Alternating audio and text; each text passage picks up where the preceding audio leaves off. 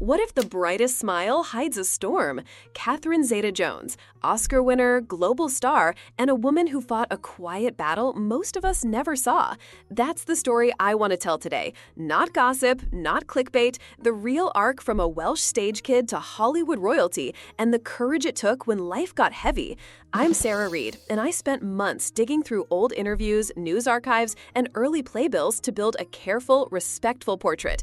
Have you ever been surprised by something someone famous did or said? Same. Catherine's life is full of those moments. Here's the promise. We'll follow the glitter, but we'll also sit with the grit. Behind the red carpets, there was a human being making hard choices and asking for help. That's strength. If you love revealing true stories and want more deep dives like this on Golden American Legends, please hit like and subscribe. It truly helps us keep these histories alive and accurate. We'll start at the beginning. Far from movie sets and award shows, little Catherine didn't arrive in Hollywood a star. She earned it. One song, one audition, one long train ride at a time. Let's go back to Swansea and see how a small-town dreamer set the stage for everything to come. Picture this, a little girl in Mumbles near Swansea singing her heart out on a local stage. Catherine Zeta-Jones was born there on September 25, 1969. Her dad, David, everyone called him Di, ran a Welsh sweet factory. Her mom, Patricia, was a seamstress. It was a working, loving home, not a Hollywood set. But the stage called early. As a kid, Catherine led shows like Annie at Swansea's Grand Theatre. By 14, a lucky audition sent her on tour with a musical. She wasn't waiting for a big break. She was making one. Her unusual middle name has roots too. Zeta came from her paternal great-grandmother, and her grandparents even called her Catherine Zeta. It stuck. At 15, she left regular school and moved to London to train in musical theater at ArtsEd. Brave move, right? 3 years of training, endless rehearsals, and then boom! By 18, she had West End credits, including Peggy Sawyer in 42nd Street, and even sang with an opera company. She also picked up early screen work, like the film 1001 Nights. I even found an old Swansea playbill listing her as a child lead. Goosebumps! That drive and charm, you can see it right there in print. Next up, the role that put her in living rooms across Britain. One TV role changed everything. In 1991, Catherine lit up screens as Mariette Larkin in The Darling Buds of May. It was warm, funny, and wildly popular. Audiences adored her. Casting directors noticed. And far away, so did major filmmakers. After a mid-90s run that included a Titanic miniseries, word reached the right ears. She was tapped for The Mask of Zorro in 1998, opposite Antonio Banderas and Anthony Hopkins. That swashbuckling turn didn't just open a door, it blew one off the hinges. The momentum kept building. Entrapment in 1999 showed her cool, nimble edge. Then Traffic in 2000 brought awards buzz and serious respect. But Chicago in 2002 was the mic drop. As Velma Kelly, she danced, sang, and snarled her way to the 2003 Academy Award for Best Supporting Actress. March 23, 2003, etched in film history and in her story forever. Going through old reviews and interviews, I kept hearing the same thing about Catherine. Energy, humor, work ethic. Her rise wasn't an accident. It was craft plus presence rolled into a spotlight.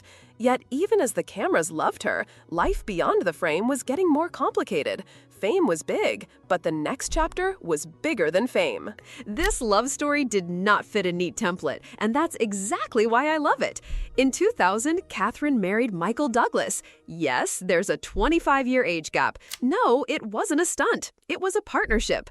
They made a home that moved between the US, the UK, and Bermuda, wrapped in a kind of old-school privacy you don't often see. Catherine has called Michael a steadying, mentor-like force. You can feel the mutual respect in every photo, every quiet moment they share. Then came family fast. Their son, Dylan Michael, arrived on August 8, 2001. Their daughter, Karis Zeta, followed on April 20, 2003. Catherine talked about how those roles, mom, wife, daughter, gave her life shape beyond awards. She cooked, she did school runs, she chose projects with a clock set to bedtime and birthdays. But even solid homes face storms. In late 2010, Michael was diagnosed with throat cancer. Treatment is hard on any family, let alone one under bright lights. Catherine stood by him through the rough months. The stress was real, and it stacked up. What came next was private, brave, and, in time, very public. It would push her to speak up about health and about hope. Then came the bravest headline. In April 2011, Catherine Zeta-Jones revealed she had checked into a Connecticut facility for treatment of bipolar II disorder. Her spokeswoman put it simply and powerfully. After dealing with the stress of the past year, Catherine made the decision to check into a mental health facility for a brief stay to treat her bipolar II disorder.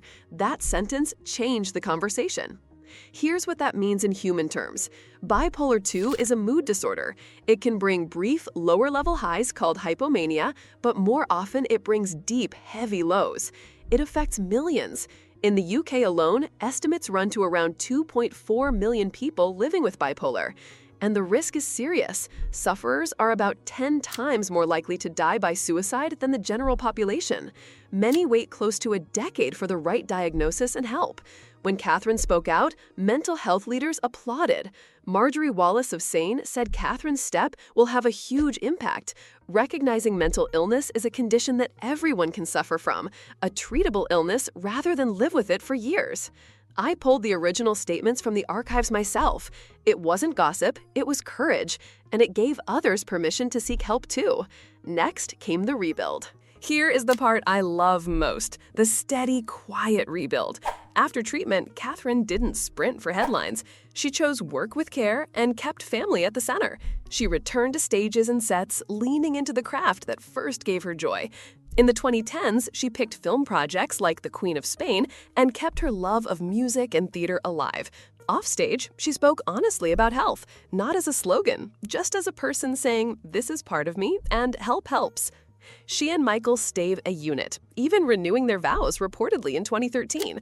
As their kids grew up, she talked about the quiet of an emptying nest and the power of staying active and grateful. Around holidays, you'd hear her talk about family, food, and presents. It felt grounded, real. The data backs up why openness matters too. Many people with bipolar wait nearly 10 years for a correct diagnosis. That is a long, lonely road. Catherine's message flips the script. Strength is not never struggling. Strength is raising your hand and getting care. From Swansea stages to golden statues, her legacy is talent and the bravery to be human. Now, let's bring it home. Behind the glitter, there's grit. Catherine Zeta-Jones reminds me that success isn't a straight line. It's a winding road with bright lights and shadowed turns. And the bravest thing you can do is ask for help when you hit a dark bend. She's a daughter of Wales, a mother, a partner, a musical star, a dramatic lead, and someone who chose care over silence. That choice helps change the culture. I built this episode from archives, interviews, and her own public words to keep it honest and kind. If Catherine's story spoke to you, please like this video, share it with a friend who might need a lift, and subscribe for more careful deep dives on golden American legends. Thanks for watching. Before you go, I'd love to hear from you. Which lesson from Catherine Zeta-Jones' story resonated with you most? Drop a thoughtful note in the comments. I do read them.